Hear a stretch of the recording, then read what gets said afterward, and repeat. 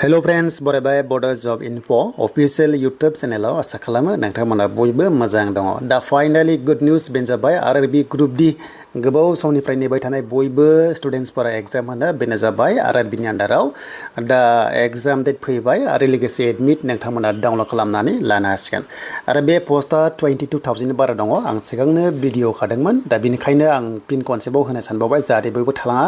मानोना खायसे एडमिटखौ माने डाउनलड खालामनो बावो नालाय बा एग्जाम डेटखौ मिन्थिया आरो लोगोसे गुवाहाटी हाइकर्टआव गोदान सरकारि साख्रि ओंखारदों आसाम स्टेटनि नोंथांमोना बयबो एलिजिबल जानाय लोगो लोगो एप्लाइ खालामनो हागोन आरो नोंथांमोना साख्रि लानो हागोन जुदि पास जायोबा दा गोबाव खालामा जों थांनो माब्रै जों एडमिट नायनो हागोन आरो बोरै मोनगोन बेनो जाबाय आरआरबी ग्रुप डी दा जों फैबाय अफिसियेल वेबसाइटआव आरो फैनाय लोगो लोगो जुदि आइडि गैलाबा नोंथांमोना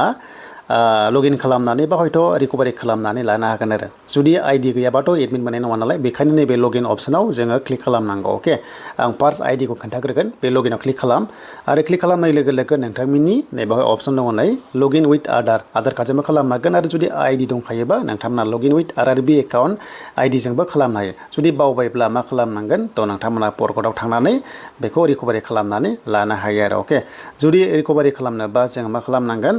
अपसन थागोन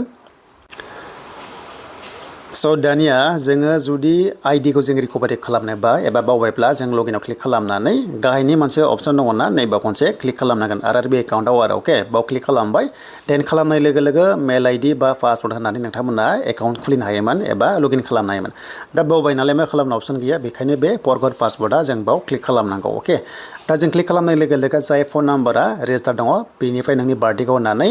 नैबावहाय खनसे सेलेक्ट खालामनानै प्रजेक्टआव लांबानो नोंनाव मेलाव मेसेज थांगोन आरो नोंथाङा रिकभारि खालामनानै लगिन खालामनो हागोन आरो अके दा बेखिनिखौ आं खोन्थाबाय दानिया जों एडमिटखौ बबेयाव मोनगोन आरो एग्जाम डेटआ माब्ला जों बेखौ नायग्रोनो दा बे जाबाय अफिसियेल नटिस आरो बावहाय होदों नोंथांमोननि ग्रुप डी हिसाबै आरो बे पस्टआ आसामावहाय 1700 बारा दङ नर्थ इस्टआव बिनि अनगा जोंनि एसटिआ खथा दंखायो अके आरो बे जोबोर मोजां साख्रि दा बेखायनो बिनि एग्जामा जागायसिगोन 3 आगस्टनिफ्राय 21 आगस्टनि गेजेराव बियो जागायगोन आरो एग्जाम सिटिखौ जेब्ला हमना ला नोंनिया एग्जामा हमना ला 10 डेटआवबा नोङो 1 तारिखआव नायनो हागोन माने 10 दिन सिगां नोंथांमोना एग्जाम सिटिखौ नायनो हागोन आरो अके एन्ड बेनिफ्राय एग्जाम डेटनिफ्राय आरोबाव नोंथाङा मा सानब्रै सिगांल' डाउनलड खालामनो हागोन अके दा बेखायनो खायसे एग्जाम सेन्टार बा डेटखौ दायो नुथ'नाय नङा नोंना जेब्लासिम एग्जाम खाथि जाया अब्लासिम नोङो नुनाय नङा आरो अब्लाबो नोंथांमोना खनसे नायनानै ट्राइ खालाम अके आरो बे एग्जामाव थाङोबा आधार कार्ड नोंथांमोना लांफाथारनांगोन बेनिफ्राय एग्जाम हलाव नोंथांमोनखौ एडमिट कार्ड बेनिफ्राय आधार कार्ड लांनानै एन्ट्रि खालामगोन आरो बाय'मेट्रिक खालामनानै आनजादखौ सिबिटि एबा अनलाइन एग्जामखौ होगोन आरो अके बेखिनिखौ बुजिबाय आरो बे जोबोर मोजां साख्रि सेन्ट्रेल लेभेलाव बे ग्रुप डिआनो फेमास साख्रि आरो जोबोर मोजां फेसिलिटि दङ जोबोर मोजां फेसिलिटिस नोंथांमोना ग्रुप डी हिसाबै मोननो हागोन दा बोरै नायनांगौ जों एग्जाम सिटिखौ जों दानिया टेक्निकेल लाइनाव थांसै दानिया जों फैबाय लगिनाव दा दहाय आं खोन्थादोंमोन नोंथांमोना जे लगिन खालामनानै नोंथांमोना एग्जाम सिटिखौ नायनांगोन नालाय बेखायनो जोंहा रेजिस्टार थानाय आइडिखौ नांगोन ना दा बेखायनो आइडि गैयाबा आं दहाय फार्स्टआव खोन्थानाय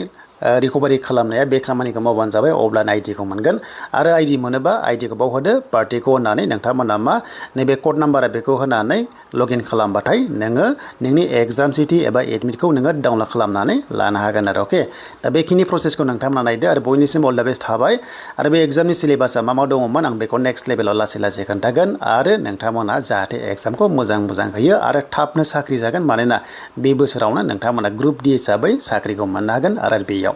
दानिया जों गुवाहाटी हाइकर्टनि साख्रि मा फैदों जों बेखौबो नायबावनोसै दा बे जाबाय गुवाहाटी हाइकर्टनि साख्रि दा बेवहाय नायोब्ला थ' नोंथांमोना बे टाइपनि पस्ट मोनदों दा नै मोननैल' दङ बेखौ नायबानो जाबाय आरो बिनि डेटआ दायो नोंथांमोना अनलाइन जागासिनो दङ आरो लोगोसे बिनि लास्ट डेट नायोबा 30 जुलाइ अके थ' एक्सुवेलि दाबो टाइमा दङ आरो जुदि खालामनो गोसो दङबा खालामबानो जाबाय टाइमा दंबावो नाथाय एग्जाम फिस नोंथांमोना बा हयथ' स्केल फिखौ नायोबा बेखिनि मोनदों दा बे एक्सुवेलि नोंथांमोना मोनसे जाबाय बे ड्राइभारा 3rd ग्रेड गोग्लैगोन आरो बेनिफ्राय MTS जाहैबाय 4th ग्रेड गोग्लैगोन आरो अके बेखिनि नोंथांमोना STआबो बेवहाय एप्लाइखौ खालामनो हायो दा बैसोआ जोंना 18 निफ्राय 45 इयार्ससिम STफ्रा खालामनो हागोन आरो बेनिफ्राय बेवहाय नायोबाथ' 10 पास जानो हागोन अके स' बेवहाय 10 पास जानो हागोन MTS लेभेलाव 10 पास खालामबानो आरो लोगोसे ड्राइभारावबो 10 पास खालामनो हागोन LME लाइसेन्स नांगोन ओमफ्राय एमप्लयमेन्ट एक्सचेन्जआ नोंथांमोना बेखौ नांथारगोन आरो